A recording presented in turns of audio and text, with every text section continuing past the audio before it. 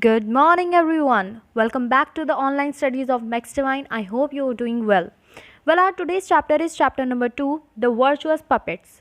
Virtuous puppets means नेक कठपुतलियाँ कठपुतलियाँ आपने देखी भी होंगी, अक्सर राजस्थान में ये मिलती हैं ज़्यादातर। हमने देखा है कि वहाँ पर चैनल्स वगैरह में दिखाते हैं ना, टीवी पर कठपुतलियाँ। मैं यहाँ शो कर देती हूँ।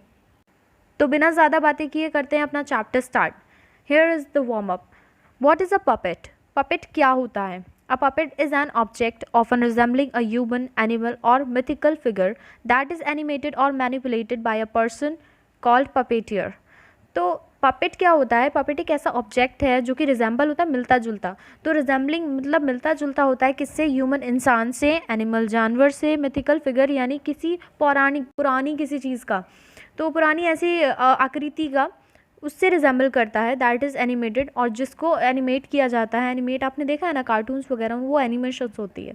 तो एनिमेटेड या फिर मैनिपुलेटेड या फिर चलाया जाता है, मैनिपुलेट किया जाता है बाय अ पर्सन, एक इंसान के द्वारा, कॉल पपेटियर। तो पपेटियर बोला जाता है इसे। द पपेटियर यानी पपेट को चलाने वाला यूजेस मूवमेंट ऑफ हिज और हर हैंड्स, वो कि यूज़ करता है अपने हाथों की मूवमेंट को, आर्म्स और control devices such as rods और strings to move the body. और वो इस्तेमाल करता है क्या? अपने हाथों को यानी आर्म्स को, अपने बाजुओं को, और कंट्रोल डिवाइसेस, और डिवाइसेस को कंट्रोल करता है कौन से डिवाइसेस, किस तरह के डिवाइसेस, जैसे रॉड्स को या स्ट्रिंग्स को, जो कि उसकी कठपुतली की बॉडी से अटैच्ड होते हैं। मैं दिखा देती हूँ कि देख लीजिए, एक minute. Head, limbs and in some cases the mouth and eyes of the puppet। तो ये सब क्या यूज़ करते हैं? जैसे ये थ्रेड को या फिर रॉड को ये यूज़ करते हैं, और क्या क्या जो मूवमेंट है उनकी कंट्रोल करते हैं। हेड यानी सिर की, लिम्स यानी अंग होते हैं ये बॉडी पार्ट्स की, एंड सम केसेस, और कुछ केसेस में उनका मुंह और उनकी आंखों को भी कंट्रोल करते हैं। किसकी? पपेट की।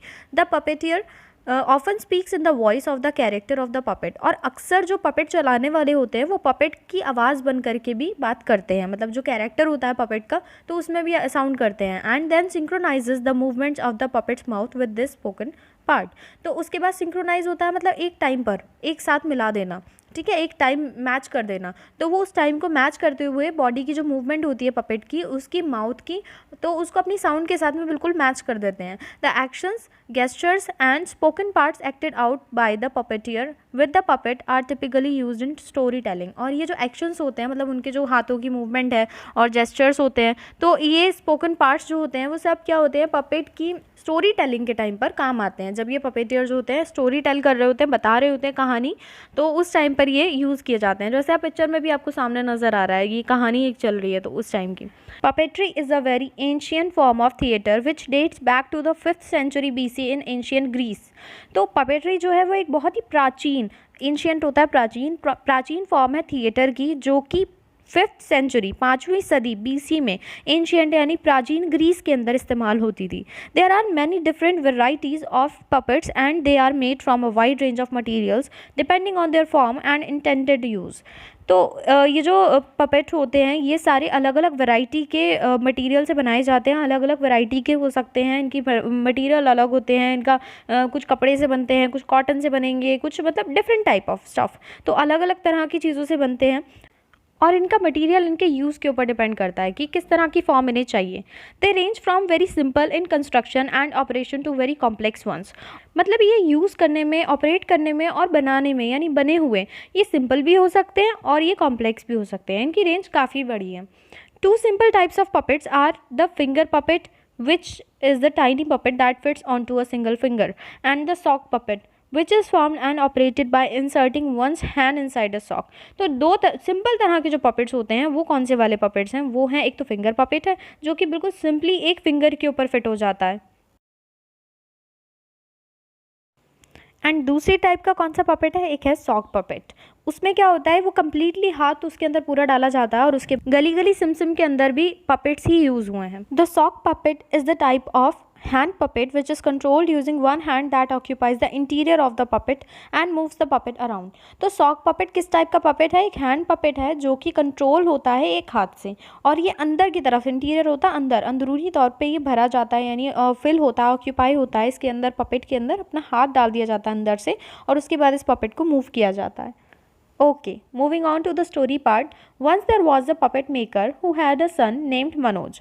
एक बार एक पपेट मेकर था जिसका बेटा मनोज था। The father always hope his son would grow up to be a puppet maker like himself. और उसके पिता हमेशा उम्मीद करते थे कि उसका बेटा भी उसी की तरह एक पपेट मेकर बनेगा। बट टू मनोज, मनोज के लिए such a life was far from exciting. इस तरह की जिंदगी एक्साइटमेंट से बहुत दूर है। फादर, पिताजी, सेड मनोज वन डे, एक बार मनोज ने कहा, एक दिन मनोज ने कहा, I have decided to leave home and seek my fortune. मैंने डिसाइड कर लिया है कि मैं घर छोड़ दूंगा और अपनी किस्मत आजमाऊंगा। The puppet maker looked up sadly from his work. Puppet maker अपने काम से उसने सिर उठाया और उदासी से देखा। I wish you would stay my son. काश तुम यहाँ रुकते मेरे बेटे। The life of a puppet maker is an honourable one. एक पपेट मेकर की ज़िंदगी बहुत ही सम्मानजनक होती है। But if you must go, let me give you companions for your journey. Journey होता है यात्रा, कंपेनियंस होता है साथी। तो अगर तुम फिर भी जाना चाहते हो तो मुझे तुम्हारी यात्रा के लिए मुझे साथी देने दो। He showed his son 4 wooden puppets he had carved, painted and costume.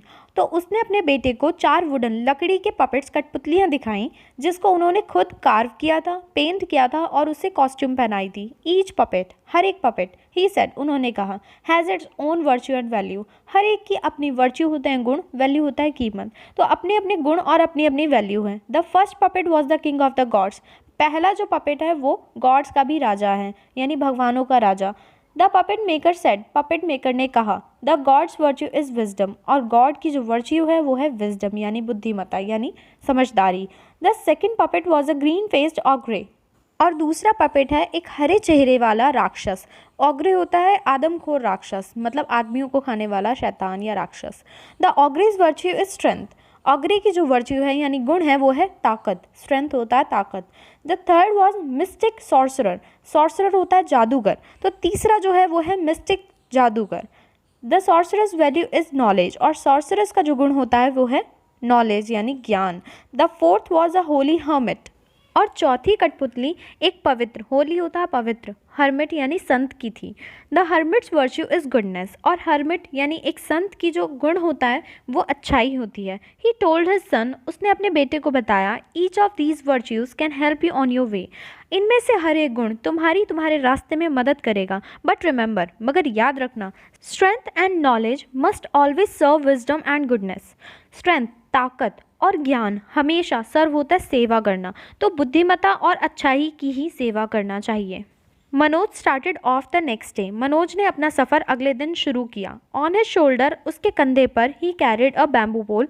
उसने एक बैम्बू पोल उठाया हुआ था, with food and clothing tied at one and. और जिसके एक कोने पर, एक सिरे पर खाना और कपड़े लटके हुए थे। And the puppets hanging bye there strings from the other. और बाकी जो पपेट्स थे, कठपुतलियाँ थी, वो स्ट्रिंग यानी धागों के जरिए दूसरी साइड पर बंधी हुई थी।